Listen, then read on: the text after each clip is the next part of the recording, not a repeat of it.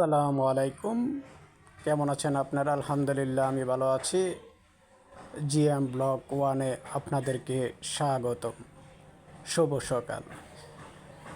আজ আপনাদের মাঝে নিয়ে এলাম নতুন একটা রান্না, টক ঝাল মিষ্টি জলপাইয়ের আচার। ওফ, সরিষা তেলের, তাও আবার রাঁধুনি সরিষা তেলে টক ঝাল জলপাইয়ের আচার খেতে কতই না সুস্বাদু।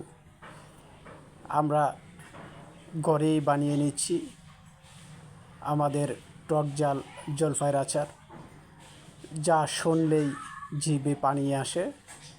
কে কে বন্ধুরা খেতে চান আপনাদেরকে আমন্ত্রণ করা হলো। আপনারা খেতে চাইলে অবশ্যই একটা কমেন্ট বক্সে কমেন্ট করে যাবেন এবং আমার চ্যানেলটা সাবস্ক্রাইব করে দিবেন। আল্লাহ হাফেজ।